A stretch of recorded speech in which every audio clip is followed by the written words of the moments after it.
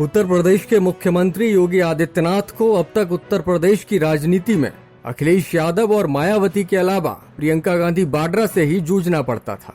लेकिन अब दूसरी ओर एक नया नाम दर्ज हो गया है और मुश्किल ये है कि ये नाम बाहरी नहीं बल्कि भारतीय जनता पार्टी के भीतर से ही है।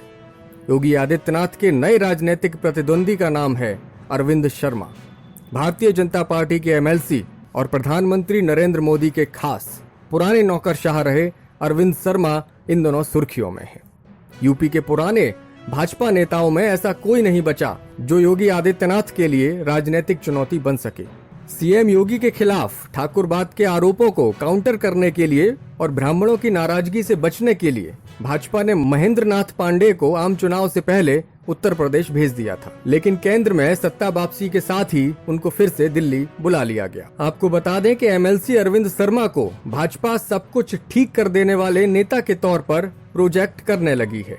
अरविंद शर्मा मऊ के रहने वाले हैं और कभी उत्तर प्रदेश की राजनीति में सक्रिय रहे मनोज सिन्हा के जानकार माने जाते हैं। जनवरी 2021 में जब अरविंद शर्मा को भाजपा ने एमएलसी बनाया था, तभी से ये कयास लग रहे थे कि योगी आदित्यनाथ के लिए वो भविष्य में एक चुनौती बनने वाले हैं।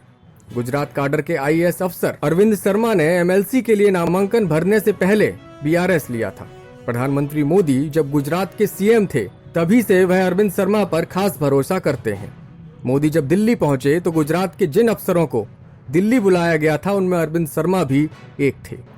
उत्तर प्रदेश में कोविड के बेकाबू हो जाने पर अरविंद शर्मा 13 अप्रैल से वाराणसी में रह रहे थे और बनारस में स्थितियों को संभालने के लिए उनके नाम की अब मिसाल दी जा रही है। चूंकि अरविंद शर्मा गुजरात और फिर दिल्ली और उसके बाद उत्तर प्रदेश की राजनीति में एमएलसी बनाकर अरविंद शर्मा की एंट्री किसी खास रणनीति के तहत हुई थी। लेकिन उत्तर प्रदेश में कोरोना पर काबू पाने के लिए जिस वाराणसी मॉडल की तारीफ प्रधानमंत्री खुद कर रहे हैं, उसके बाद से शर्मा का कद और ज्यादा बढ़ गया है। उत्तर प्रदेश के मुख्यमंत्री योगी आदित्यनाथ और देश के प्रधानमंत्री नरेंद्र मोदी में बहुत सी बातें एक समान नजर आती हैं। कट्टरवादी हिंदू नेता की छवि दोनों के साथ जुड़ी हुई है। ऐसे में समझ लें कि दोनों ही सरकारों में महत्वपूर्ण फैसलों या नाजुक घड़ी में कोर टीम में नौकरशाहों का बोलबाला देखने को मिलता है। अब योगी आदित्यनाथ की कैबिनेट में पूर्व नौकरशाह अरविंद शर्मा के शामिल होने और बड़ी जिम्मेदारी दिए जाने की चर्चा जोरों पर है। जिस तरह मोदी ने एस जयशंकर को मंत्रिमंडल में जगह दी थी, उसी तरह योगी कैबिनेट में भी बदलाव करके अरविंद शर्मा को महत्वपूर्ण पद दिया जा सकता है। कोरोना काल में सीएम योगी के दौरों की भी लगातार चर्चा हो रही है।